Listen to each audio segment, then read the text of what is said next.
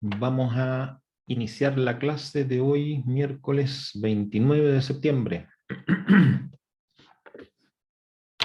en la sección 1 del curso de AFG, Seguridad Social. El tema de hoy y del próximo miércoles también es el seguro de cesantía.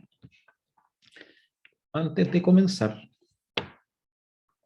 quiero recordarles que mañana, jueves, a contar de las 3 de la tarde, vamos a estar iniciando la evaluación número 1. ¿Okay? Toda la información la está colocada en el aula virtual. ¿Profe? ¿Sí? Adelante. ¿La materia que va a pasar hoy día también entra para la prueba de mañana? No. Ah, ya, ok. No. O sea, los contenidos corresponden hasta la clase del miércoles anterior a las semanas de vacaciones por fiestas patrias. ¿Bien? Son las 4 clases de los sistemas de pensión. De eso, en todo caso, por eso les digo, en el aula virtual está toda la información para que no tengan ninguna duda ni ninguna equivocación, y está también el material bibliográfico, está concentrado en una carpeta ahí para que no lo tengan que buscar en otras partes. Brevemente, Gracias. brevemente les voy a mostrar el aula para que vean ustedes dónde está esto. Vamos a compartir Ahí coloqué el aula en la parte relevante, donde está la evaluación 1, dice cuándo se inicia, hasta qué momento dura, los contenidos de las clases, ¿ya?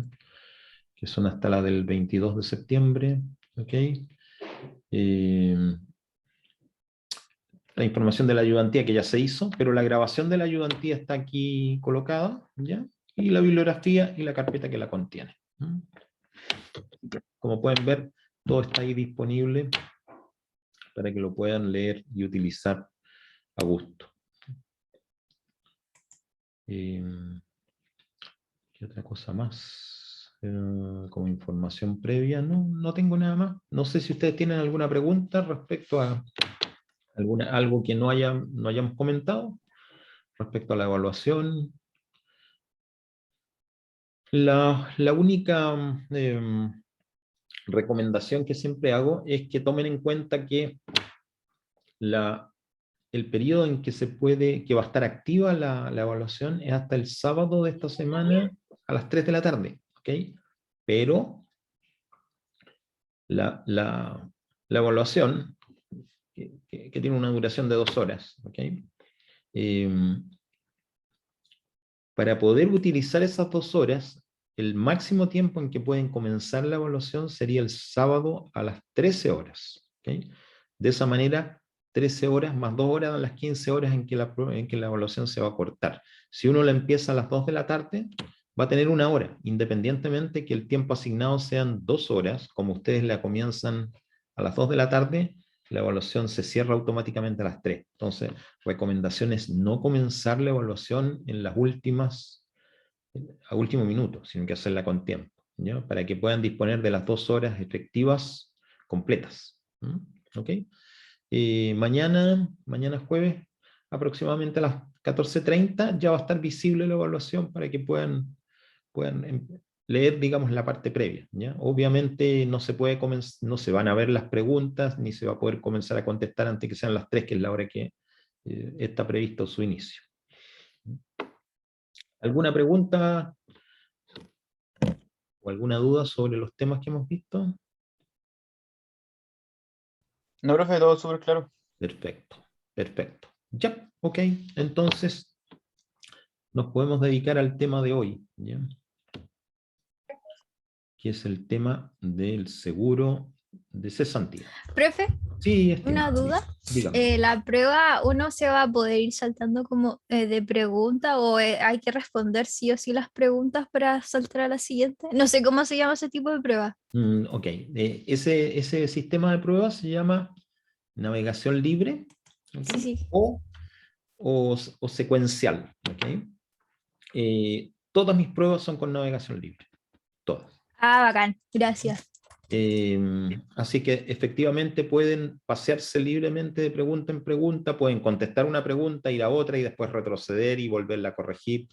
No tienen ninguna restricción, nada más que el tiempo disponible para completar la prueba. Perfecto. Vamos a compartir entonces ahora el archivo que vamos a usar. Ahí ya lo estamos viendo. Lo vamos a colocar en modo presentación. ¿Okay? Y partimos con una pregunta que les pido que ustedes contesten, ¿ya? Porque cuando vimos la definición de seguridad social, ¿ya? Recordemos que dijimos que son aquellos, es un sistema, un conjunto de instrumentos que dispone el Estado para enfrentar contingencias que son desfavorables o que afectan la vida de las personas. ¿Okay?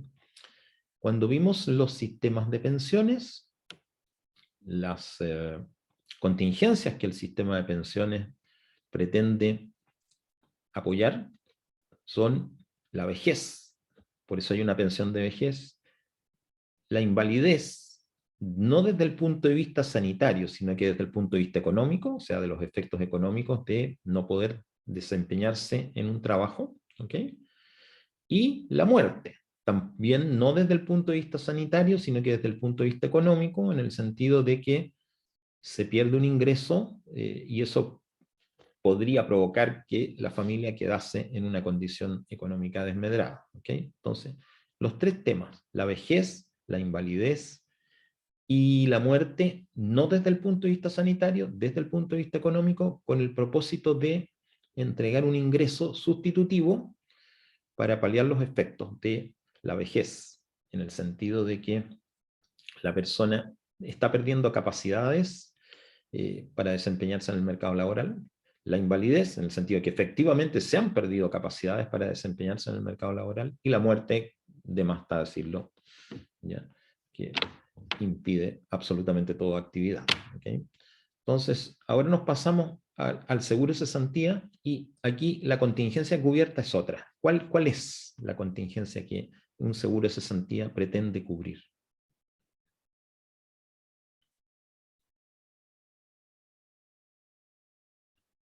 Cubren los no ingresos que tenemos, ¿no? ¿Ok? ¿Debido a? A la cesantía. Debido a la cesantía. Ok, perfecto. Exactamente eso es, ¿ya? La pérdida de trabajo, que es la cesantía, ¿ok? O sea, cesantía es perder el trabajo, ¿ok? Por razones ajenas a la voluntad, ¿ya? O aquí incluso, vamos a ver que es incluso por razones de voluntad, ¿ok? No es solamente, el seguro de cesantía, ya lo vamos a ver un poquito más adelante, que nos cubre no solamente por el hecho de que perdamos un trabajo por razones ajenas a nuestra voluntad, en el fondo, lo típico de ser despedido del trabajo, sino que también tiene coberturas cuando la persona decide en forma voluntaria dejar de trabajar y por ende también pierde ingresos. ¿Okay? Entonces, la contingencia es proteger a las personas de la pérdida de ingreso que implica la pérdida del trabajo, por cualquier motivo. ¿Ok? Bueno, es bien interesante primero hablar de los regímenes laborales que existen en Chile, porque nos vamos a dar cuenta que el seguro de cesantía apunta a uno de ellos, ¿ok? No a todos. Los regímenes laborales que existen en Chile son básicamente tres, ¿ok? La inmensa mayoría de la población, todo lo que podríamos llamar el sector privado, ¿ya? ¿Okay? Y parte del sector público están regidos por una ley, por un conjunto de leyes en realidad, ¿ya? Pero por una ley matriz, que es lo que se llama el Código del Trabajo. El Código del Trabajo rige las relaciones laborales de la inmensa mayoría de los chilenos, todas las personas que están en el sector privado, como digo, y parte de los que están en el sector público. ¿Okay? Pero no es lo único que existe como regímenes laborales. existen dos áreas en lo que podríamos llamar en el Estado, ¿ya? En lo que son los trabajos donde el empleador es el Estado, donde no se aplica el Código del Trabajo. Uno de ellos es el área de Fuerzas Armadas y Fuerzas de Orden. O sea, todas las Fuerzas Armadas y todas las Fuerzas de Orden, entendidas estas como Carabineros, PDI, Gendarmería, tienen su propio régimen para efectos laborales. ¿Okay? Es propio de ellos. Absolutamente limitado a los miembros de esas instituciones. ¿Okay? Y por otro lado, todo lo que es la administración pública está regida por lo que se denomina el estatuto administrativo. De hecho, todo el personal que labora en la Universidad de Valparaíso, debido a que la Universidad de Valparaíso es una institución de educación superior estatal, está regido, todo el personal, académico, no académico, está regido en su relación laboral por este estatuto administrativo. ¿Ya? Son, ¿cómo se llama? Regímenes distintos en términos de los derechos y obligaciones del empleador, ¿no? Pero el principal en Chile, digamos, si miráramos qué porcentaje alto de la población está regido por uno, es el Código del Trabajo. ¿Okay? Nos vamos a... El seguro de cesantía está construido para personas que están regidas por el Código del Trabajo. ¿Ya? ¿Okay? No es aplicable, no se aplica ni al personal que pertenece a la administración pública centralizada, que está regida por el Estatuto Administrativo, ni aplica tampoco para el personal de las Fuerzas Armadas y de Orden. Exclusivamente para el personal que está contratado bajo el Código del Trabajo. Para un poco aclarar, no todo el personal que pertenece al sector público está regido por el Estatuto Administrativo. Esto se limita básicamente a lo que es la administración central del Estado y algunas instituciones. Lo que se denomina en general empresas públicas, o sea, empresas cuya propiedad es estatal, en forma mayoritaria o total, ellos prácticamente todos están regidos por el Código del Trabajo. Este es el caso de las empresas públicas típicas, como Codelco, como ENAP, ¿ya? Como el Banco del Estado, ¿ya? Por ejemplo. ¿Ya? Son instituciones donde el personal está contratado bajo el régimen del Código del Trabajo, no por el Estatuto Administrativo. El Estatuto Administrativo es más bien aplicable a instituciones tales como el Servicio de Impuestos Internos, la Superintendencia de Pensiones o de Salud o de Educación, el personal de los ministerios, etc. Ya que estamos hablando de seguro de cesantía en el sentido de que esto aplica para personas que pierden su trabajo, ¿okay? Ya sea por razones que sean voluntarias o ajenas a su voluntad, y esto bajo el paraguas del Código del Trabajo, hay dos conceptos que quiero revisar con ustedes previamente, ¿ya? Para darse cuenta de que el seguro de cesantía llega en un momento de la historia del país donde ya existían instrumentos de protección. ¿Okay? Y por ende, quiero mostrarles a ustedes un poco qué es lo que es un finiquito y cuáles son los motivos por los cuales se genera, y el concepto de la indemnización, que es un poco el sistema de protección adicional al seguro de cesantía que existe desde hace muchísimo tiempo atrás. ¿Okay? Para eso, vamos a revisar algunos temas del Código del Trabajo, que los vamos a ver para tener una idea del contexto, ¿eh? No porque formen parte del seguro de cesantía, pero sí son interesantes para poder entender un poco más cómo este se aplica. ¿Okay? Me imagino que la hoja que acabo de colocar no se ve, así que la voy a conectar en este momento, y ahí está apareciendo una hojita que muestra un artículo que es el 159 del Código del Trabajo. ¿Se está viendo, muchachos, eso? Sí, profe. Sí, profe. Perfecto, muy bien. Entonces, lo interesante es aquí decir, primero, ¿Qué es un finiquito? Un finiquito es un término que se aplica para un término de un contrato de trabajo. Un contrato de trabajo se establece entre dos personas, no necesariamente naturales, ¿ok? Puede ser entre dos personas naturales, puede ser entre dos personas jurídicas y puede ser entre una persona natural y una persona jurídica. Lo normal, la mayoría de los contratos de trabajo tienen protagonista a una persona natural y a una persona jurídica. Una empresa, que es una persona jurídica, ¿okay? Representada normalmente por una persona, ¿ya? Que puede ser el gerente de recursos humanos, el gerente general u otro, y la persona natural que se contrata. ¿Ya? ¿Okay? Ese contrato de trabajo, ¿okay? Puede ser finiquitado por las causas que vamos a mencionar a continuación. ¿Okay? Una de las formas es mutuo acuerdo entre las partes. O sea, ¿qué estamos hablando acá? Que las partes, el contratado y el contratante, simplemente acuerdan, se ponen de acuerdo en terminar el contrato de trabajo. ¿Okay? No hay ningún tipo de conflicto. Se pusieron de acuerdo en terminar el contrato de trabajo, ambas partes. ¿Okay? La segunda causal de finiquito o término del contrato de trabajo es la renuncia del trabajador. Aquí ya estamos hablando que una de las partes está manifestando su voluntad a la otra. ¿Okay? En este caso es el trabajador el que decide poner término a su relación laboral. ¿Okay? Lo único que se le pide en este caso al trabajador en el momento de manifestar su voluntad de terminar el contrato es que dé un aviso, ¿ya? Que dice, dé un aviso al empleador con 30 días de anticipación a lo menos, lo cual se hace formalmente a través de una carta. ¿Okay? El tercer caso es la muerte del trabajador. Obviamente, muerto el trabajador, muerta la relación laboral. ¿Okay? No hay nada que hacer en este caso, es bastante obvio.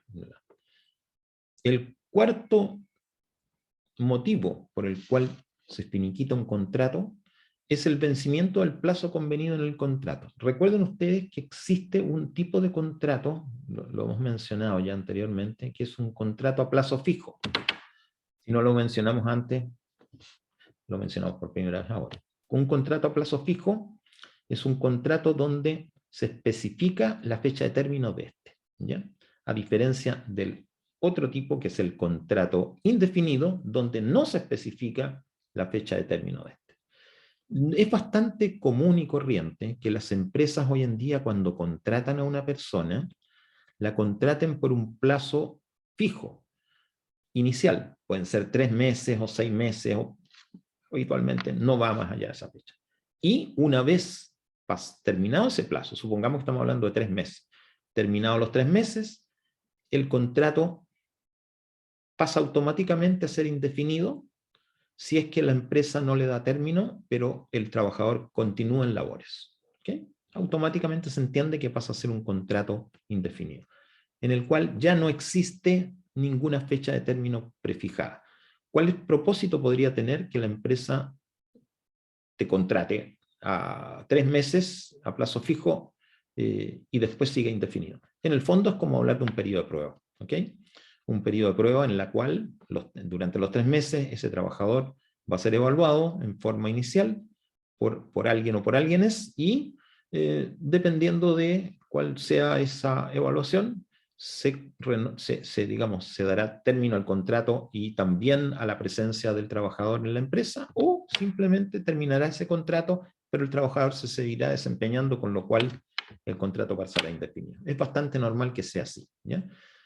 Los contratos a plazo fijo tienen limitaciones, ¿eh? No son contratos que se puedan llevar a cabo con absoluta y total libertad de fijación de plazos. Y no. De hecho, un par de limitaciones son que no se puede ¿cómo se llama? Suscribir contratos, o sea, no se debe suscribir contratos a plazo por más de un año, y el hecho de que pasados ciertos plazos de años en los cuales una persona está con un mismo empleador con un contrato a plazo fijo, pasa automáticamente a ser de contrato indefinido. ¿Okay? Pero lo principal que hay acá y lo principal que hay que tratar de entender en este caso es simplemente que un contrato a plazo fijo tiene una fecha de término determinada. Por ende, terminada la fecha para la cual se estableció que el contrato se terminaba, automáticamente está finiquitado. ¿Okay? Luego existe el número 5, que es la conclusión del trabajo o servicio que dio origen al contrato. Esto es aplicable a los contratos que se denominan de obra o faena, donde no existe una fecha de término. ¿Okay? El contrato no expira porque tenga una fecha de término, sino que expira porque se completó la obra o faena para la cual se contrató al trabajador. ¿Okay? Supongamos que estamos hablando que vamos a contratar a una persona para que desempeñe una labor, qué sé yo, puede ser de limpieza y pintura de una propiedad o de un conjunto de propiedades. Una vez terminado el trabajo, el contrato termina automáticamente. ¿Okay? Y finalmente tenemos lo que se llama caso fortuito o fuerza mayor. ¿Okay? Aquí esto es como equivalente a la muerte del trabajador, pero es como la muerte de la empresa. ¿Okay? No exactamente es la muerte, pero ¿qué es lo que significa que haya caso fortuito o fuerza mayor? Es algo que sucede que impide que la empresa pueda seguir funcionando. ¿Okay? Y por ende, automáticamente da por término al contrato de trabajo en forma natural. Fíjense lo que dice, y esto está copiado exactamente en la ley, dice que son imprevistos, o sea, acciones imposibles de prever, ¿ya? A las que no es posible resistir, o sea, que no hay medidas que puedan impedir que sucedan, tales como un naufragio, o sea, un buque que se hunde, un terremoto, el apresamiento de enemigos, o sea, la imposibilidad de la persona de llevar a cabo actos de autoridad ejercidos por un funcionario público, ¿okay?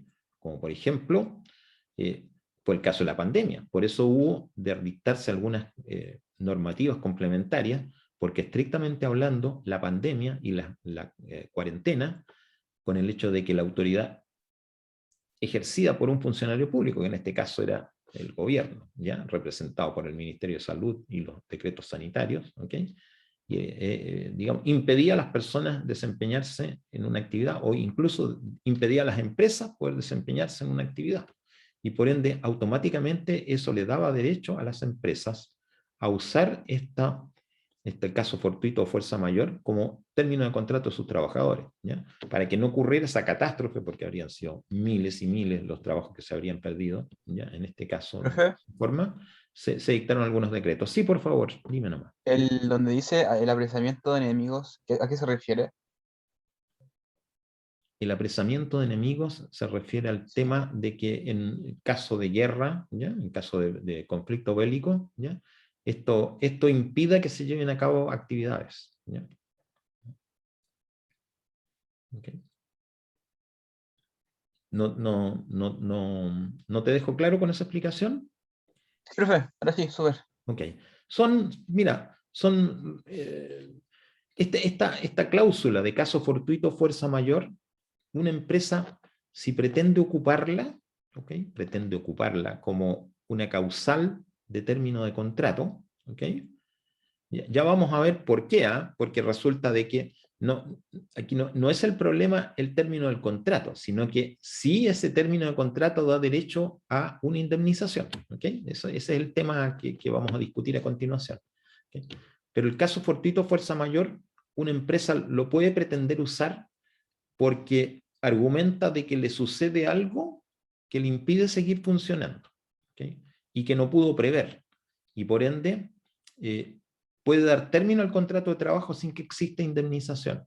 Pero evidentemente eso va a ser finalmente dictaminado por una autoridad judicial, porque el trabajador que se ve ante esta situación, lo normal es que acuda a la judicatura laboral para reclamar que no es efectivamente así, que sea un caso fortuito fuerza mayor. Por eso todos estos casos siempre están sujetos a juicios laborales. ¿Okay? Bueno. Pero eso no es todo, porque además existe la causal, que es cuando la empresa pone término al contrato de trabajo. ¿Okay? Vimos antes que eran causales atribuidas al trabajador, cuando era renuncia voluntaria, o cuando era muerte del trabajador, cuando era acuerdo de las partes, el mutuo acuerdo, o cuando terminaba el contrato en forma natural, porque expiraba la fecha, o en forma natural, porque expiraba la hora, o cuando se estaba acudiendo a algo imprevisto, algo que, tal como se define la fuerza mayor. ¿Okay? Pero la empresa también tiene derecho, de acuerdo al Código del Trabajo, a poner término al contrato de trabajo. ¿Okay? Y esta es la típica razón que se usa para lo que uno llamaría el despido. El despido, uno lo entiende claramente que es la empresa finiquita al trabajador, en forma unilateral. No hay acuerdo entre las partes. ¿Okay? No ha terminado el plazo. ¿Okay? Porque no hay plazo, por ejemplo, en el contrato indefinido. ¿Okay? Entonces, no ha terminado la obra, porque el contrato no especifica eso, es un contrato indefinido y por ende, en cualquier momento puede terminar ese contrato si es que la empresa lo decide así. ¿Okay? Las causales que puede acudir la empresa están especificadas en el Código Laboral, ¿ya? Y habla de algunas que se derivan de una racionalización o modernización de la misma. ¿Okay? Bajas de productividad, cambios en las condiciones del mercado de la economía, ¿okay? Que hagan necesaria la separación de uno o más trabajadores. En realidad, las causales pueden ser múltiples, ¿okay? Absolutamente múltiples, porque una empresa puede decidir desvincular a un trabajador porque el rendimiento no ha sido el esperado, porque la empresa está vendiendo poco, etcétera, etcétera. ¿Ya? Lo importante es también tener en cuenta lo que viene a continuación, que en ningún caso esto se puede hacer cuando el trabajador está gozando de una licencia médica. ¿Okay? Puede ser por enfermedad, por accidente del trabajo o enfermedad profesional, no importa. ¿Okay? No puede hacerlo. Puede hacerlo, pero digamos, porque la ley no impide que lo hagan. ¿Ya? Lo único que dice la ley es que no es permitido. Por ende, si un trabajador es finiquitado en forma unilateral por la empresa, gozando de una licencia médica, ¿okay? Tiene perfecto derecho a reclamar ante la Dirección del Trabajo y, dado de que la ley dictamina esto, se le va a ordenar a la empresa que reintegre al trabajador y no va a haber ningún efecto en realidad del despido. ¿Okay? No va a tener ninguna legalidad. ¿Okay? Pero lo que es importante es tener en cuenta que existe esta opción, además de las 6 anteriores, existe esta opción de despido por necesidades de la empresa. Hay otras causales de finiquito del contrato, que no las coloqué acá, que tienen que ver con cosas gravosas, como por ejemplo un trabajador que decida destruir instalaciones de su empleador, ¿okay? En forma, ¿cómo se llama?, alevosa. Alguien que teniendo que guardar discreción sobre procesos productivos o secretos comerciales de la empresa, los divulgue, ¿ya? El acoso laboral y el acoso sexual también están considerados como causales de finiquito del contrato, ¿ya? Hay de ese tipo. No lo quise poner acá porque no tienen, digamos, mayor importancia desde el punto de vista de lo que estamos viendo. ¿Okay? Lo realmente que importa es esto otro, ¿ya? Que cuando se produce el finiquito de la empresa, ¿okay? Y esto es por razones atribuibles al empleador, o sea, lo que vimos recién, que el empleador decide unilateralmente romper el vínculo con el trabajador, por alguna razón que es esboza y que llama genéricamente necesidades de la empresa. Si es así, se genera inmediatamente una protección al trabajador. ¿Cuál es la protección? Se denomina indemnización por años de servicio. Y esta indemnización por años de servicio tiene en la legislación, tiene un valor, ¿ya? Dice, lo miramos aquí en la parte final, aquí en esta, dice 30 días de la última remuneración mensual devengada por cada año de servicio y fracción superior a 6 meses. En el fondo está hablando un mes de remuneración por cada año y fracción superior a 6 meses que haya prestado a ese empleador en forma continua. ¿Okay? Y con un límite máximo de 11 meses. ¿Okay? Entonces, una persona que fue contratada por una empresa durante un periodo de 5 años y 8 meses, tendría, de acuerdo a lo que estamos leyendo, derecho a 5 meses por los 5 años, y como son 8 meses, que es una fracción superior a 6 meses, tiene uno más, 6 años. 6 meses, ¿ok? 6 meses de remuneración en función de la última recibida, ¿ok? No le aplicarían el máximo de 11 meses, ¿ok? Lo interesante, eso sí, es de que puede haber un pacto o convenio individual o colectivo que establezca un monto superior al que estamos diciendo, jamás uno inferior, ¿ok? O sea, ninguna indemnización puede ser menor que la que hemos dicho, ¿ok?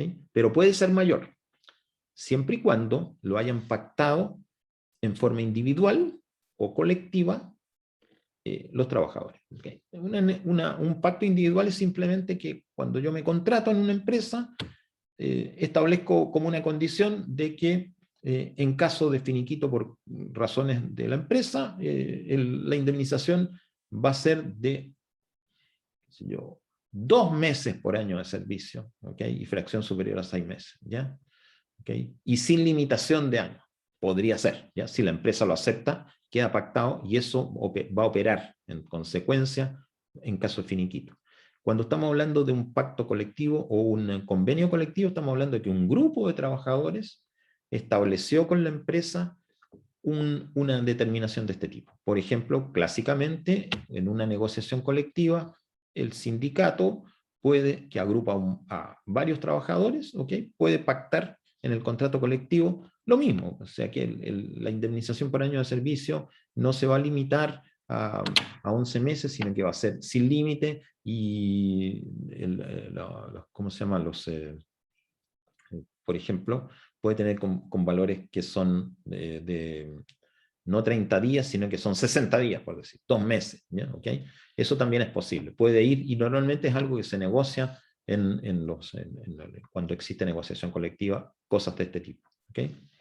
Bueno, un tema, ese tema, ¿no? ¿Okay? Entonces lo importante es que hay una indemnización, hay una protección, pero solamente opera cuando es el empleador el que toma la decisión de terminar el contrato, ¿okay? ¿En base a qué se calcula cuando estamos hablando de 30 días o un mes por año de servicio y fracción de 6 meses de la última remuneración que el trabajador obtuvo?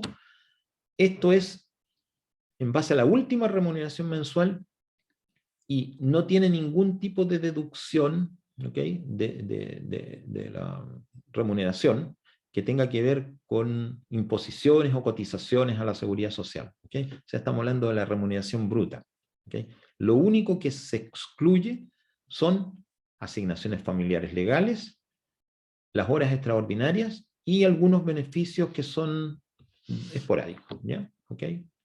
Tal como un aguinaldo, ¿okay? Esas cosas se pueden deducir, pero no las imposiciones y cotizaciones de previsión o seguridad social. Por ende, estamos hablando básicamente de la remuneración bruta, ¿okay?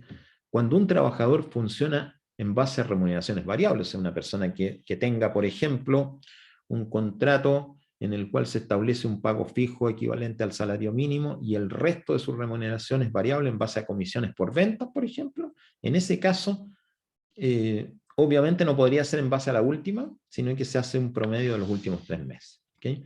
Y hay, al final, en lo que estamos mencionando en la última parte, que hay un límite establecido en la ley para los valores de estas remuneraciones mensuales, de estas remuneraciones brutas, que son de 90 unidades de fomento, ¿okay?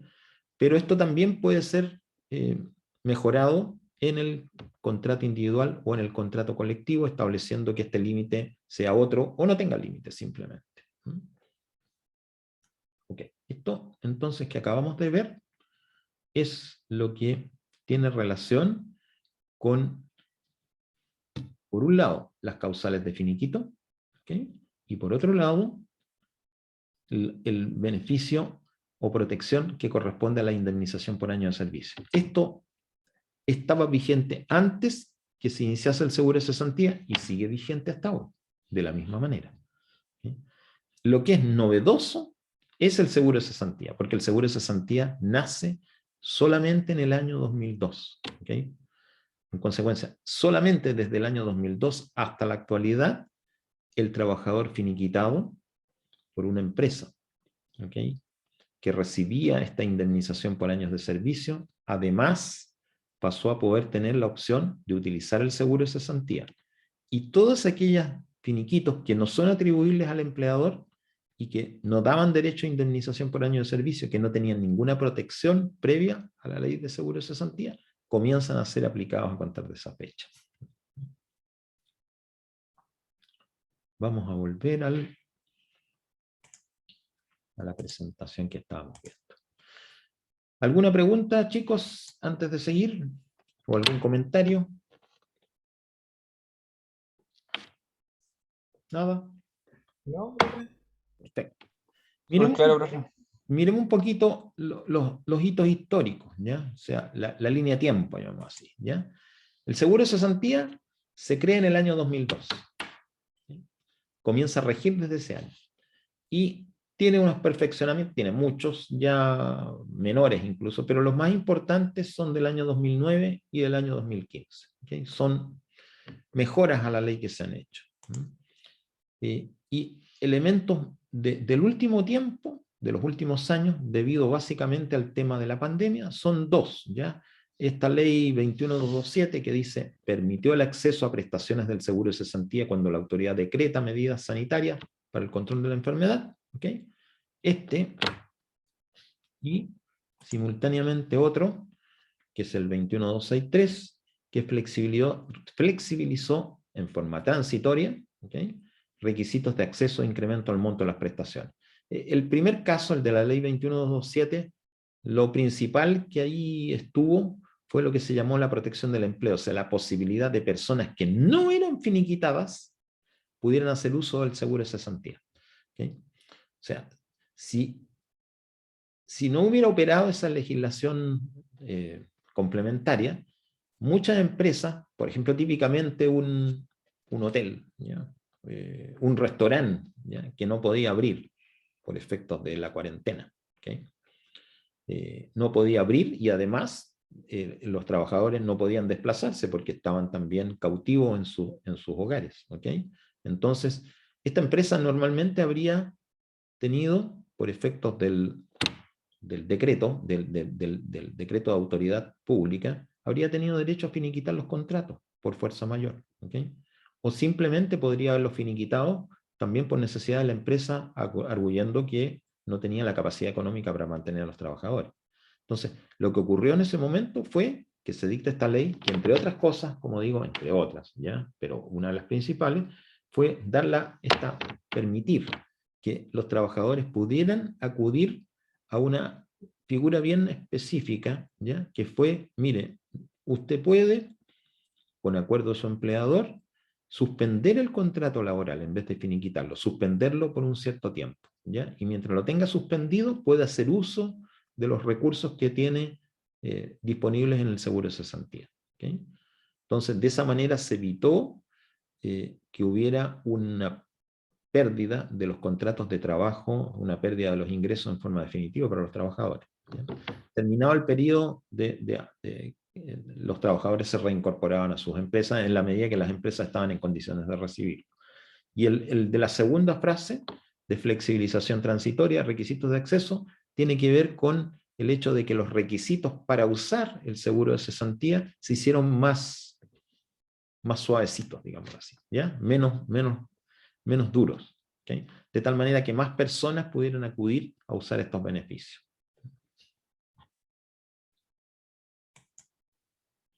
Y, por último, tenemos la ley 21269 que incorporó a los trabajadores de casa particular al seguro de cesantía. Antes del 2020, los trabajadores de casa particular no estaban adheridos al seguro de cesantía, ni en realidad no lo siguen estando hasta que esta ley se promulgó, porque estaban cubiertos por otro instrumento, que era la indemnización a todo evento, que era un valor porcentual que todo empleador de trabajador de casa particular tenía que pagar mensualmente. Entonces, se entendía que si un trabajador de casa particular finiquitaba el contrato, ya fuera en forma voluntaria o fuera por deseo del empleador, iba a cobrar esa cantidad de dinero que había acumulado a través del tiempo. ¿Okay? El legislador opinó que esto era insuficiente y dijo, independientemente que los trabajadores de casa particular tengan derecho a esta cuenta de indemnización, les vamos a dar acceso a el seguro de cesantía. Y a contar de el año pasado, ya forman parte, tienen derecho igual que cualquier otro trabajador a usar los recursos que vayan acumulando en el seguro de cesantía o usar los recursos generales que tiene el seguro de cesantía. Veamos un poquito cifras para que tengamos el contexto de en qué nos estamos metiendo. ¿Ya? Primero, veamos los números de afiliados.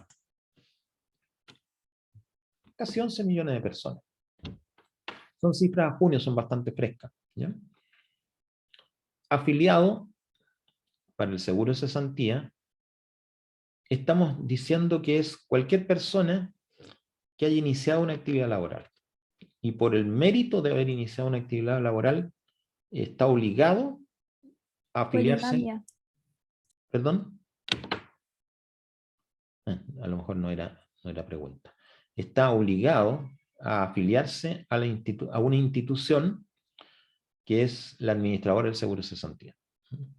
Entonces, estos 10.819.000 personas son personas que en algún momento estuvieron firmando su contrato por primera vez, desde el 2002 a la fecha, o puede ser personas que se traspasaron, o sea, no es la idea se traspasaron, sino que no voluntariamente adhirieron al seguro de cesantía cuando tenían contratos vigentes a la fecha anterior a que el seguro de cesantía se pusiera en ejecución. De estos 10 millones y fracción, casi 11 millones de afiliados, 55,3 son hombres, 44,3 son mujeres, y hay un porcentaje menor sin información.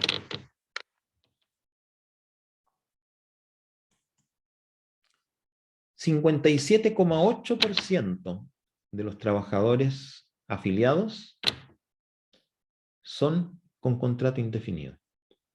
40,3% con contrato a plazo fijo por obra o faena. 1,5% son trabajadores de casa particular y 0,4% sin información. Una pregunta, ¿dónde están los trabajadores informales aquí? En estos dos grupos que hemos mencionado. ¿El 0,4? No están en ninguna parte. ¿Ya? El 0,4 son, mira, para dejar claro, ¿por qué doy esta respuesta? Es porque para que tú puedas afiliarte al seguro de cesantía, tienes que tener un contrato de trabajo. ¿Ya? ¿Ok? Contrato indefinido, contrato a plazo fija, por obra o faena, ¿ya? Trabajadores de casa particular. ¿Ya? ¿Ok? Entonces, un poco aquí agrupamos lo principal, ¿eh? Porque hay algunos pequeños grupitos de contrato que son muy particulares que también podrían estar. ¿Okay? Pero definitivamente los trabajadores informales no están por una razón que es por principio, porque informal es aquel trabajador que no tiene un contrato de trabajo para desempeñarse. Normalmente, informal le llamamos nosotros a un trabajador por cuenta propia, a un trabajador independiente que se desempeña en una actividad, por ejemplo, el comercio, ¿ya? Y ahí estamos hablando que no tiene un contrato laboral, porque efectivamente no sabemos, a lo mejor trabaja para otra persona, ¿okay? Pero no existe esa relación laboral, de ninguna manera. No, estos no están dentro del seguro de cesantía, definitivamente. ¿Okay? ¿Sí? Por ejemplo, y las pymes, por ejemplo, de una persona que ahora se ve mucho que venden autos, ¿cómo sería el seguro de cesantía en esa persona? No, entonces estamos hablando de una pyme, digamos, a ver, digamos, una pyme, por ejemplo, de una persona que hace entregas ya de algún elemento a los hogares. ¿Okay? es un trabajador independiente. Y no está acá. ¿Ok? Y de hecho, no está cubierto. ¿Ya? Y ahora vamos a ver quiénes son los excluidos del seguro de cesantía y nos van a aparecer otros grupos que no lo estamos viendo en este momento. ¿Ya? Porque todavía, como no vimos eso, pareciera que están acá, pero no están acá. ¿Ok? Por ejemplo, ya, antes de pasar a los... Por ejemplo, todos los trabajadores, si les podemos llamar así, que forman parte de la administración pública central, que están regidos por el estatuto administrativo, no están. ¿Ok? Acá. No están acá. ¿Y por qué no están acá? Porque la ley dice que el seguro de cesantía solamente cubre a aquellos trabajadores que están regidos por el régimen del Código del Trabajo.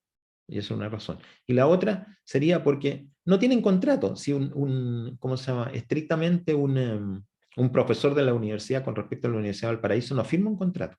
¿Ya? La relación laboral sea por una resolución de la autoridad universitaria, nada más. Entonces, no existe el contrato de trabajo tal como lo entendemos.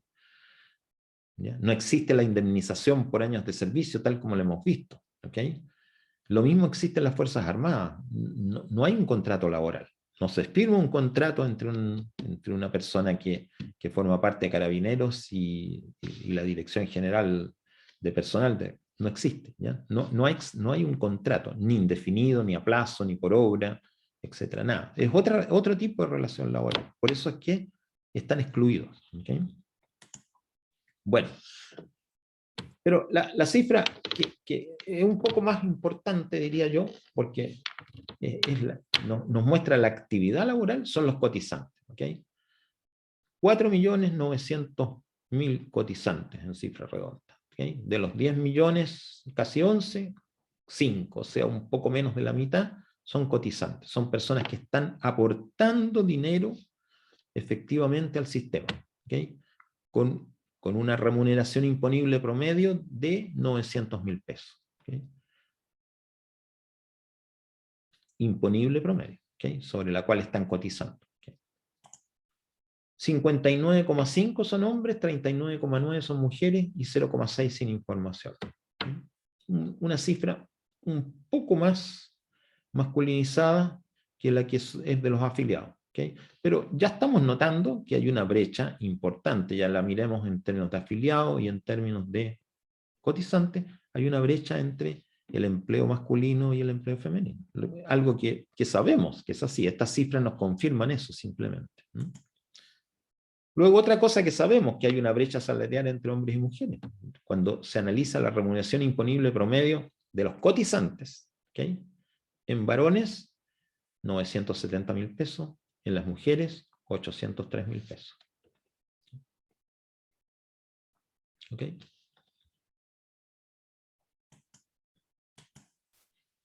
¿Cuáles son los sectores económicos que tienen mayor cantidad de cotizantes? ¿Okay?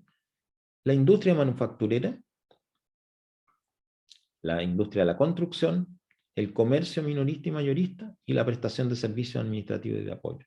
Estos 4 sectores económicos casi explican la mitad de los cotizantes. ¿Okay? Ahí, un poco se podría decir, ahí está concentrado el empleo del grupo que está adherido al seguro de cesantía, que no es de ninguna manera una foto de la fuerza de trabajo chilena, que tiene varios sectores que no están contemplados dentro del seguro de cesantía. Ahora miremos las cifras, que son bastante impresionantes. Este fondo de cesantía individual, digamos, este seguro de cesantía forma 2 fondos. ¿Eh? Tiene un fondo que se llama individual y tiene un fondo que se llama solidario. Estos 2 fondos coexisten paralelamente. El fondo individual, que tal como lo dice la palabra, son aquellos dineros que los cotizantes aportaron y que están a su nombre. ¿Okay? La acumulación que tiene son 6.092.700, una cifra importante, muy grande de dinero. ¿Okay? Que está ahí, que está disponible para poder cubrir justamente los periodos de cesantía, los pagos en los periodos de cesantía de las personas. ¿Okay? Este monto, si uno lo compara con un año atrás, es un 5% menor, lo que indica que efectivamente, aquí pueden suceder dos cosas que causen esta reducción, ¿ya? Es, por un lado, que ha habido más uso, y por otro lado, que ha habido menos cotizantes, menos cotizaciones, ¿okay? Pero fundamentalmente son los usos los que drenan fondos, más que la baja de cotizaciones, ¿okay? Pero si lo miramos con relación al año 2019, ¿okay? O sea, 24 meses, es mayor, ¿okay?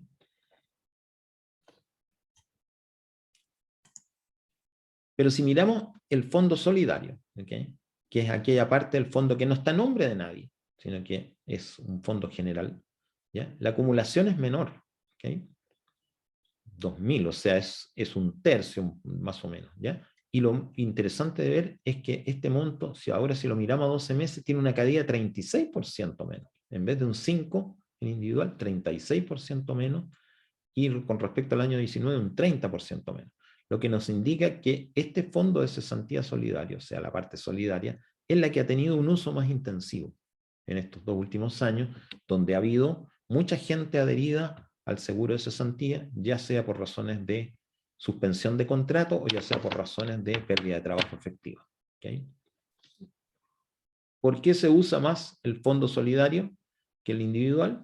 Porque el fondo solidario, lo normal, la orientación que tiene es principalmente atender a aquellas personas, darle los beneficios del seguro de cesantía, los pagos mensuales, a personas que tienen una acumulación de recursos muy baja, que se les agota rápidamente, o que, no o que ya no les quedó, que ya la agotaron. ¿Okay?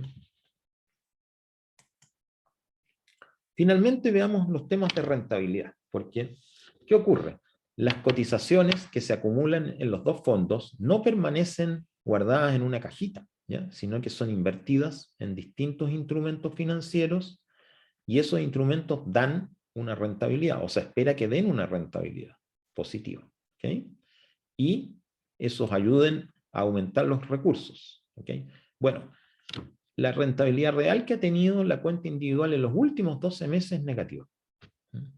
Y lo mismo ocurre en el caso del solidario. ¿Okay?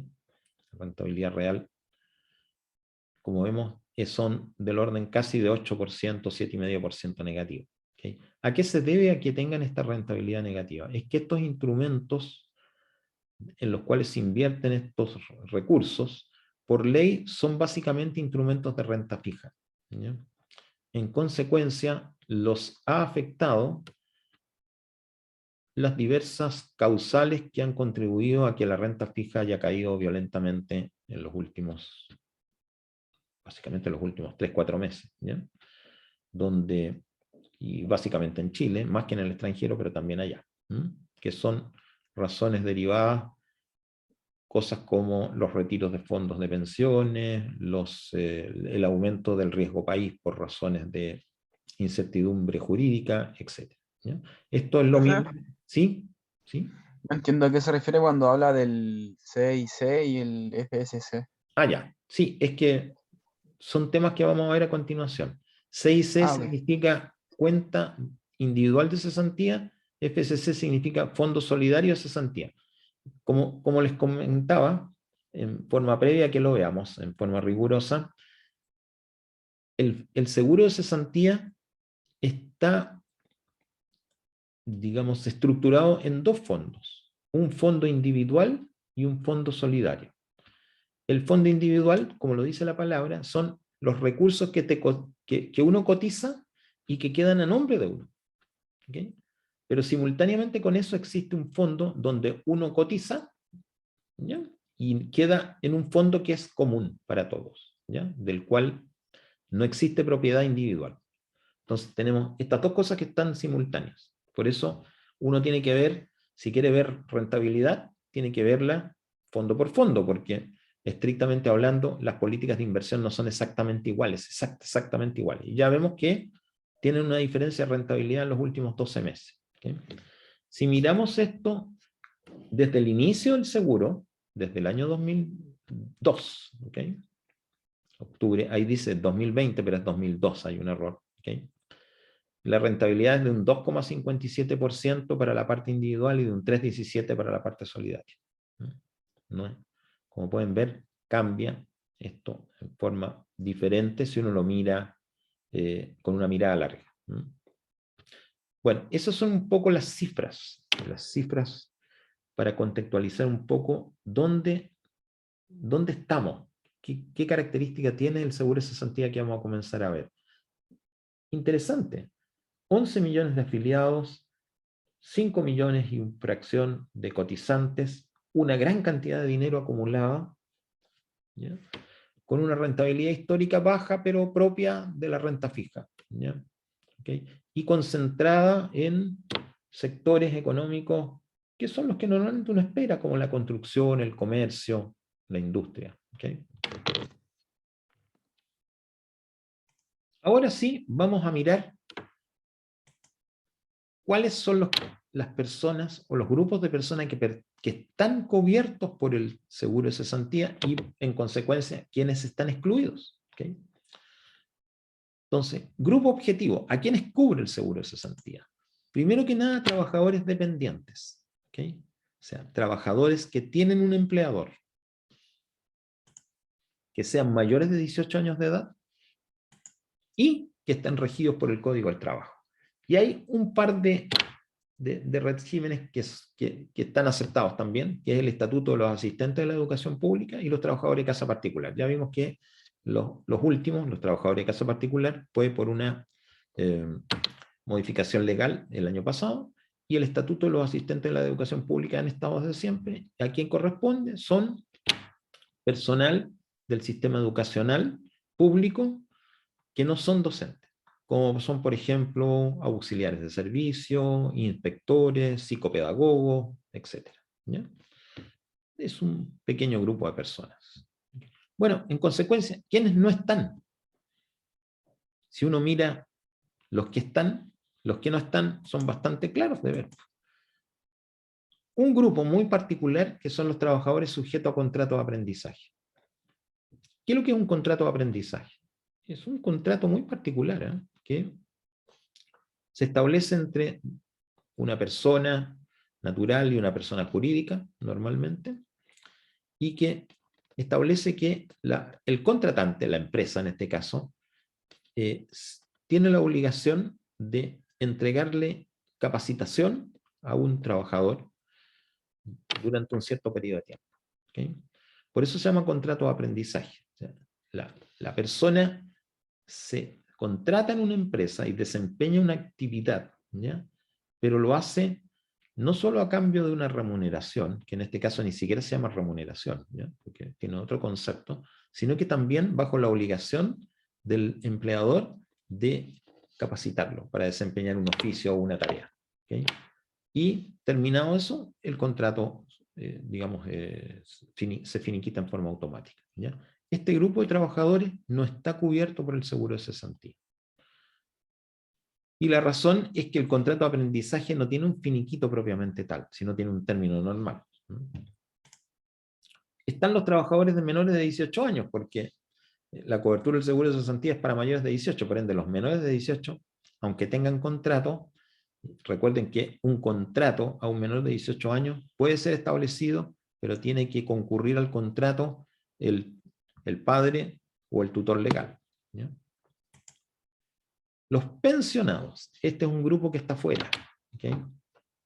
Excepto cuando el pensionado lo es por invalidez parcial. ¿Okay?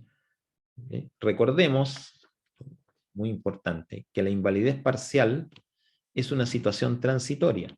¿Okay? Cualquier persona que es declarado inválido parcial va a tener que ser evaluado después de 3 años por la comisión médica y declarado inválido total, o sea, inválido permanente, o pierde la condición de inválido.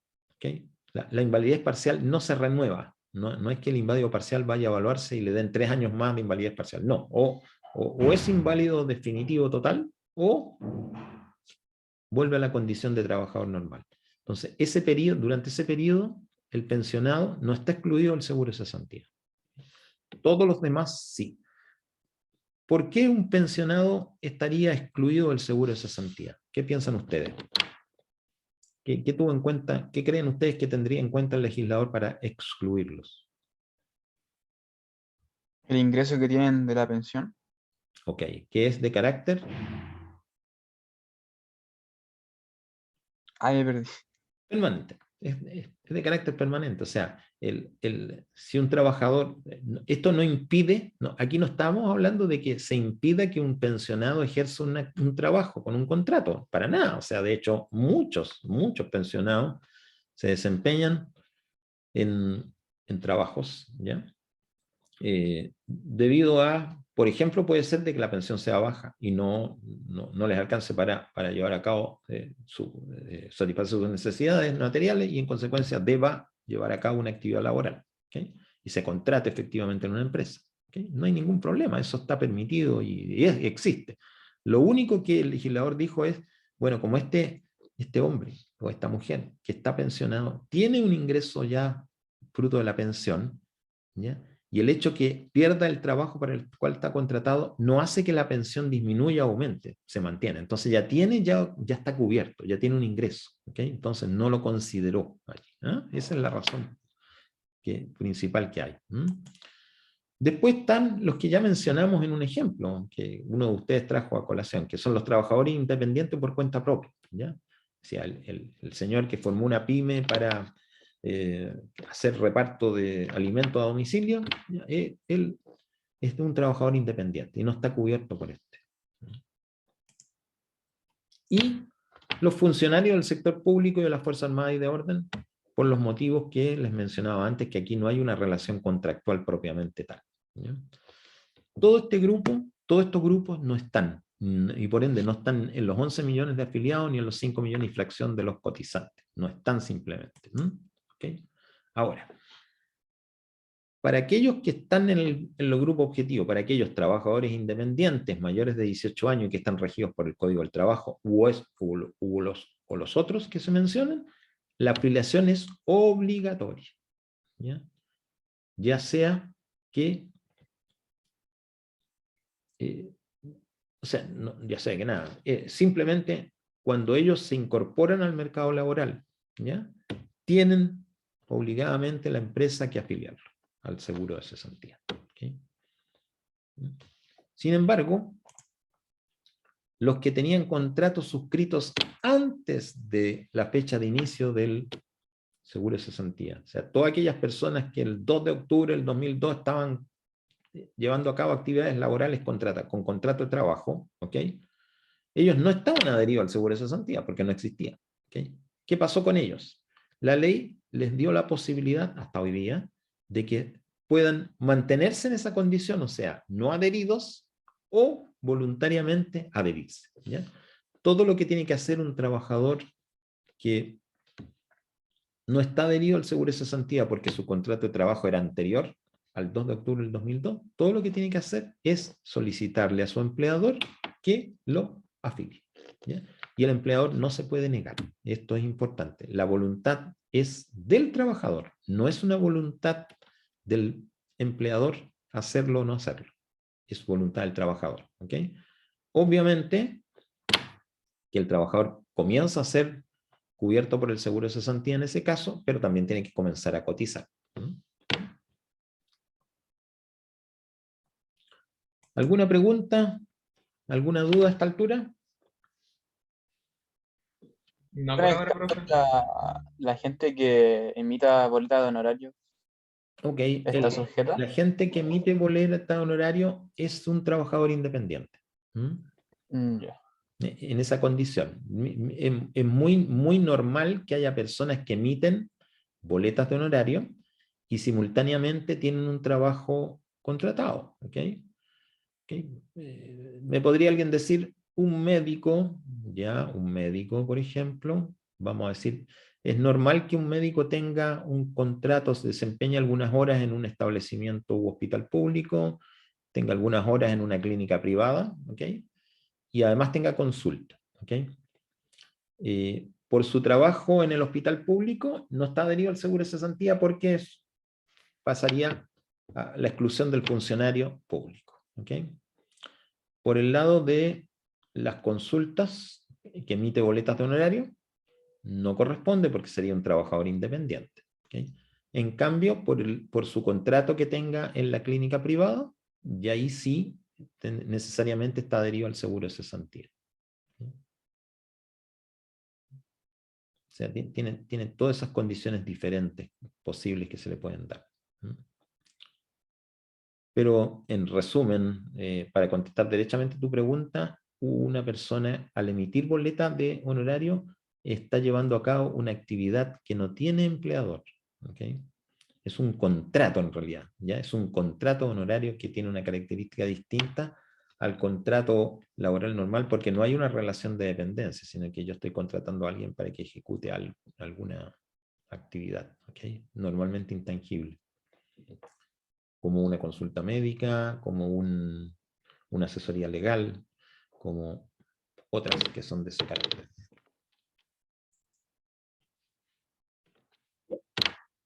¿Alguna otra pregunta? No la hay. ¿Ya? Vamos a mirar ahora el tema del financiamiento, o sea, cómo recibe recursos el sistema, ¿ya? Para poder solventar con estos recursos los pagos, porque esto la lógica que tiene es, se aportan recursos y con esos recursos se pagan beneficios. ¿Okay? No hemos visto todavía cuáles son los beneficios. Podemos intuirlo, ¿ya? Que cuando una persona quede cesante porque perdió el trabajo va a recibir beneficios, ¿ok? No sabemos cuáles ni cómo, ¿ok? Pero lo que sí podemos intuir también es que para poder pagar esos beneficios tienen que haber recursos. Y por otro lado, vimos cuando veíamos el tema de las cifras del seguro de cesantía, vimos que los dos fondos que se forman, el individual y el solidario, tenían harta cantidad de dinero guardado, ¿ok? Y eso es porque ha habido cotizaciones previas desde el año 2002 hasta la fecha, estamos hablando de 19 años, ¿ok? 19 años durante los cuales varios millones de personas que llevan a cabo actividades laborales formales, ¿ok? Que son parte de los grupos que están considerados, han ido aportando dinero y la verdad es que en esos 19 años que han transcurrido, solamente tenemos 2 años, el año podemos decir 20, ya en parte el 20 y el 21 en lo que llevamos, hemos tenido crisis de desempleo importantes. Antes nunca fue así. Sin embargo, siempre hubo cesantía, ¿okay? En cierto grado. Pero la verdad es que los periodos importantes, que ha habido un tema de escalamiento importante de uso de recursos, corresponden a estos 2 años que son el año 20 y el año 21. ¿Okay? Bueno, entonces ahora lo que vamos a mirar es cómo financiar, de dónde le llegan recursos al seguro de cesantía. ¿Okay? Y aquí hay que distinguir, la ley distingue entre trabajadores con contrato indefinido y trabajadores con contrato a plazo fijo por faena o por obra. ¿Okay? Cuando estamos hablando, perdón, de contrato indefinido o de contrato a plazo fijo, no los tipos de contrato, indefinido y a plazo fijo. ¿Okay? Cuando estamos hablando de contrato indefinido, ¿okay? Las cotizaciones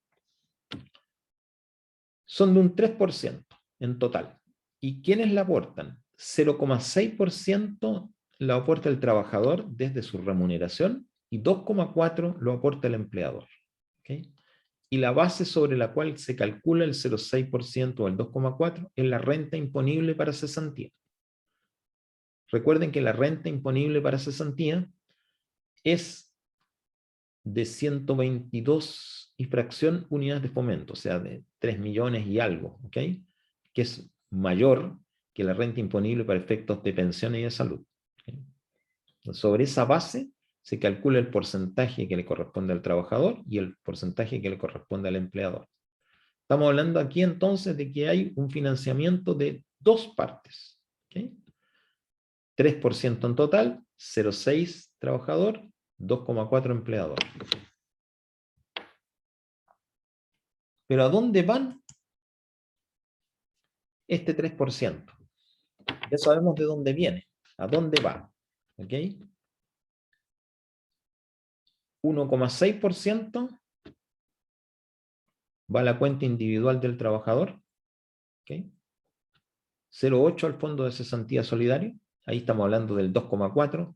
Y el 100% de lo que aporta el trabajador va a la cuenta individual. Entonces, ¿cuánto va la cuenta individual?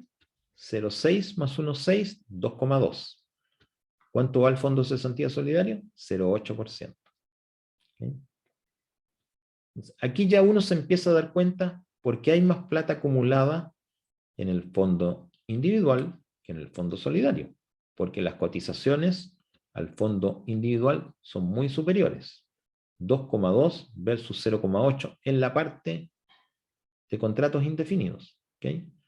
2,2, 0,8. Es casi, ya estamos explicando, un tercio solidario y los otros 2 tercios individual. O sea, claramente el fondo individual bajo esas condiciones va a tener mucho más aportes. ¿Okay? Y por ende va a tener más dinero acumulado a través del tiempo. ¿Qué pasa con los trabajadores a plazo fijo por obra o faena? Aquí no hay cotización del trabajador. El trabajador cotiza 0 y por ende toda la cotización, todo el 3% lo aporta el empleador. ¿Y a dónde va el 3%? 2,8 a la cuenta individual, 0,2 al fondo de cesantía solidario. O sea, en el caso del trabajador a plazo fijo, es mucho más alta la diferencia entre lo que acumula en la cuenta individual y lo que se acumula en el fondo de cesantía solidaria. Aquí ya no estamos hablando 2 a 1, sino que una cantidad muy superior. ¿Okay? Entonces, claramente estamos viendo origen, cotizaciones. Algo cotiza el trabajador, algo cotiza el empleador. ¿Okay? Destinos, principalmente va a la cuenta individual, pero una parte va al fondo de cesantía solidaria. Aquí lo que falta agregar, es algo que vamos a ver a continuación, ¿okay? Ahí está, ¿ya? Que el Estado aporta anualmente una cantidad de dinero solamente al fondo de cesantía solidaria. ¿Okay? La cantidad son 11.884 millones de pesos aproximadamente, si usamos la valorización actual de las unidades tributarias mensuales. Y ahí está aclarado el tema de que hay una remuneración imponible especial para el caso de cesantía y el tope, que son las 122,6 unidades de fomento, que equivalen a casi 3.700.000 pesos valorizada al UF del 30 de septiembre. Entonces, el Fondo Solidario, ¿okay?, recibe un aporte del Estado, que es una cantidad fija, ¿okay?, y un aporte del empleador, ¿okay?, solamente del empleador, ¿okay?, que es 0,2 en el caso de trabajadores a plazo fijo, 0,8 en el caso de trabajadores con contrato indefinido. El fondo de cesantía individual recibe aportes de los trabajadores, de cotizaciones de los trabajadores, ¿ok?, y una parte del empleador. ¿Okay? El Estado no contribuye a las cuentas individuales que están en el fondo de cesantía. Ya, aquí viene un tema que es una frase larga que dice allí, ¿ok?, pero que la vamos a explicar con un ejemplo realmente. Pero hay una conexión entre el seguro de cesantía y las indemnizaciones por año de servicio. Recordemos que si el contrato laboral se finiquita por voluntad exclusiva de la empresa, ¿okay?, se genera automáticamente el derecho al del trabajador a percibir una indemnización por años de servicio, que sería, como lo vimos antes, un mes de remuneración bruta mensual, la última, por cada año de servicio y fracción de 6 meses continuos que tenga con el empleador. ¿Bien? ¿Qué relación tiene esto con el seguro de cesantía?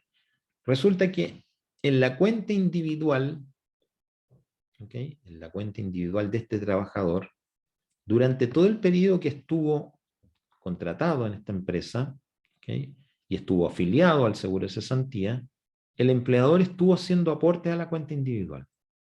¿Okay? Fue colocando dinero. Y se juntó dinero. ¿Okay? ¿Okay? Y además ese dinero generó una rentabilidad. ¿Okay? Y además pagó comisiones. ¿Okay? Supongamos entonces que en la cuenta individual del trabajador, asociado a esa empresa, que es la única que el trabajador se ha desempeñado, ¿ok? Tiene acumulado, digamos, 300.000 pesos por efecto de aportes o cotizaciones. ¿Ok? Insisto que es la parte que el empleador aportó. ¿Ok? No estoy hablando del fondo individual de cesantía completo de ese trabajador, porque no estamos considerando lo que aportó él como cotización de él, descontada de su remuneración. Estoy hablando de lo que aportó el empleador. ¿Ok? Y el empleador aportó, hasta el momento en que se finiquita el contrato, aportó, dijimos, 250.000 pesos. Creo que fue esa la cifra. 250.000 pesos. Okay. Ya, están ahí, visibles. Okay. Entonces, a este trabajador lo finiquita la empresa por la causal del artículo 161 que mencionamos, que son las necesidades de la empresa. Okay. Y le tiene que pagar, de acuerdo a lo que es su trayectoria en la empresa, eran 3 años y 2 meses, en consecuencia le tiene que pagar 3 años, y los 2 meses, no es fracción superior a 2 meses, son 3 meses de remuneración bruta. Miramos la remuneración bruta, la última, y son 800.000 pesos. ¿Okay? Entonces, ¿qué indemnización le tiene que pagar a este trabajador? Le tiene que pagar 3 meses de remuneración bruta, ¿okay? Pero puede deducir de esa cantidad lo que ha acumulado el fondo de cesantía individual pagado por el empleador. Cada mes de remuneración bruta que le corresponde, que son 3, son 1.000.000 de pesos. Vamos a poner las cifras, de repente las cambio porque me voy cambiando. Supongamos que tiene que pagarle 3 millones de pesos, ¿okay? Pues son los 3 meses. ¿Okay? Y en la cuenta individual, por efecto de acumulación de cotizaciones de cargo al empleador, acumuló 250.000 pesos. ¿Cuánto es la indemnización que le corresponde pagar a la empresa entonces?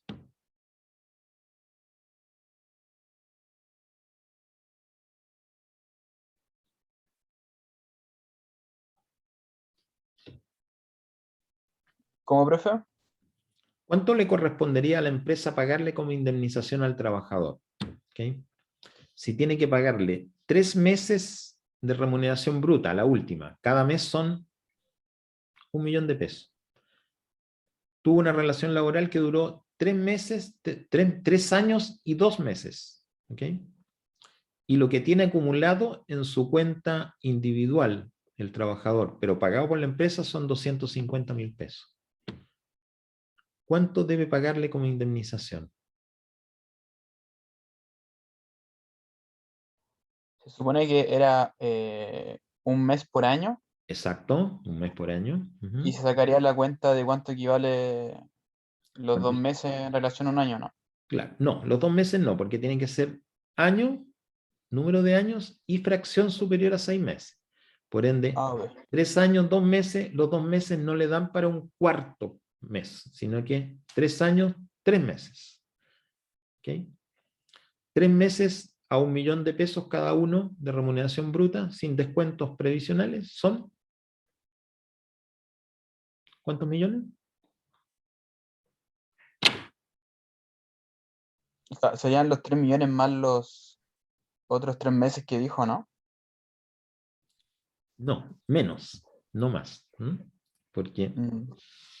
lo que está estableciendo la legislación es que la empresa puede deducir de la indemnización de servicios que tiene que pagar, puede deducir lo que tiene acumulado, ¿ok?, en el seguro de cesantía en la cuenta individual que la empresa pagó durante los años que tuvo. ¿Ya? Entonces estamos diciendo, mira, el trabajador, por un lado, tiene derecho a 3 meses.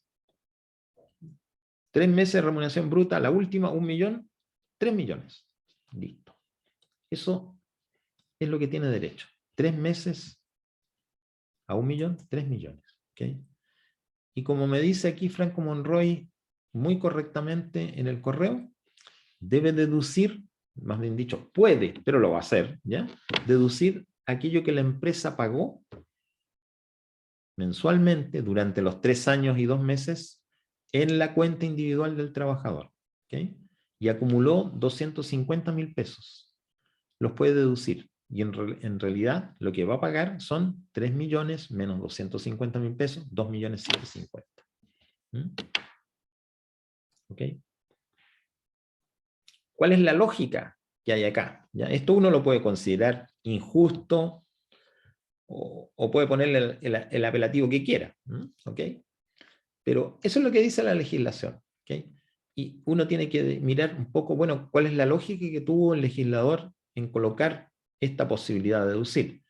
Lo que está diciendo es, mire, los 3 millones los va a recibir igual, porque por un lado, tienen los 2.750.000 pesos, y por otro lado, los 250.000 pesos que dedujo el empleador, el trabajador lo tiene en su cuenta individual y lo puede retirar.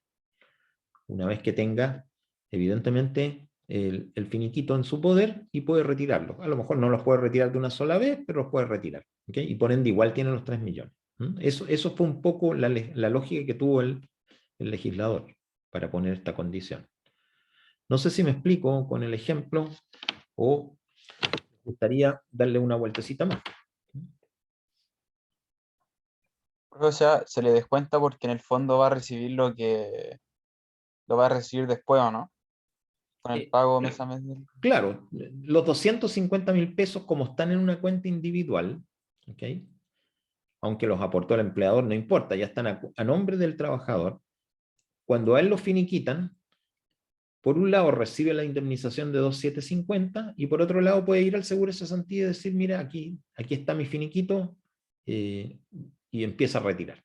¿Ya? ¿Okay? Y los 250.000 pesos son de él y los va a poder retirar.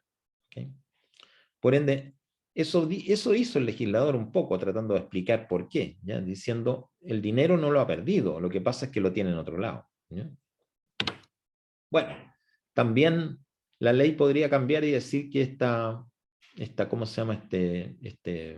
Esta deducción no corresponde. Así está la ley redactada, ¿ya? Y es lo que un poco uno tiene que dar a conocer.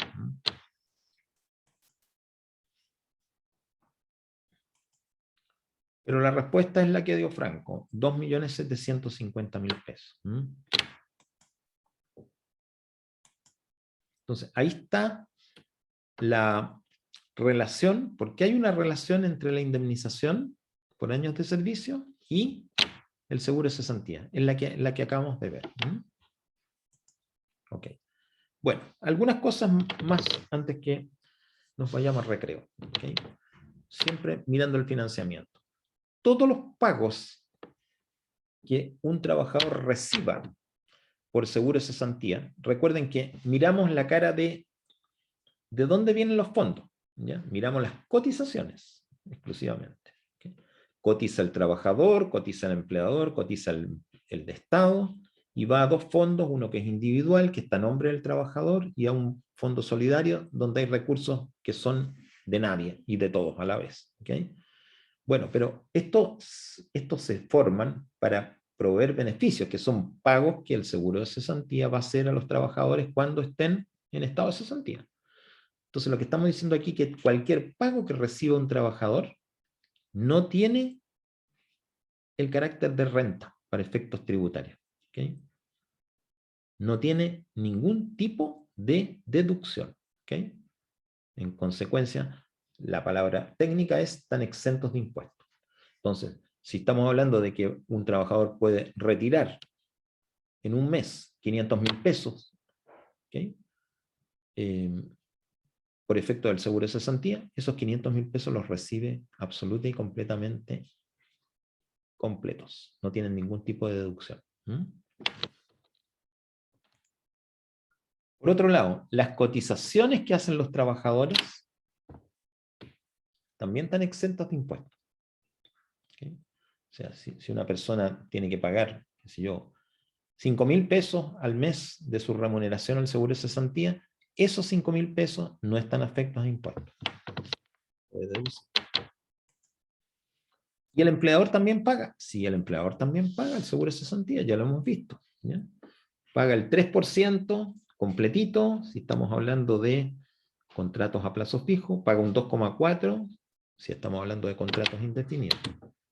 Y el empleador también recibe el mismo trato, o sea, todo lo que aporta como cotización al seguro de cesantía se considera gasto para producir la utilidad y por tanto no forma parte de la base impositiva sobre la cual la empresa tributa.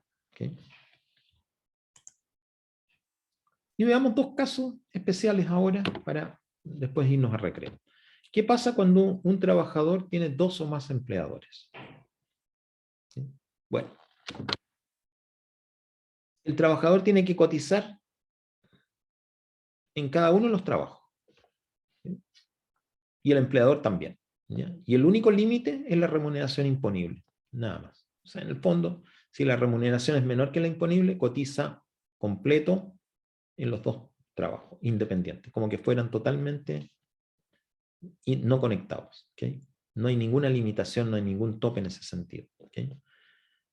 Y lo otro que es interesante darse cuenta es que desde el punto de vista de la cotización del empleador,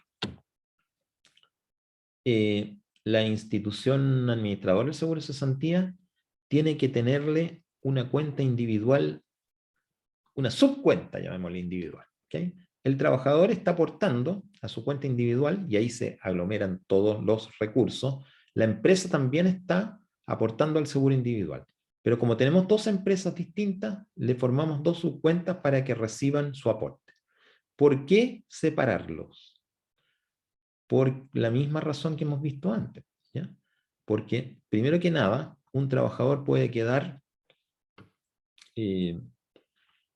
finiquitado en una empresa y en la otra no. ¿Okay? Y entonces, ¿cómo van a hacer el cálculo de aquello que el empleador aportó para efecto de deducirlo de las indemnizaciones? Solamente en el caso que se lleven sus cuentas separadas por empleador. ¿Okay? Por eso se forma esa parte. Pero lo más importante es lo primero, que trabajador y empresa cotizan independientemente del número de empleadores en forma completa.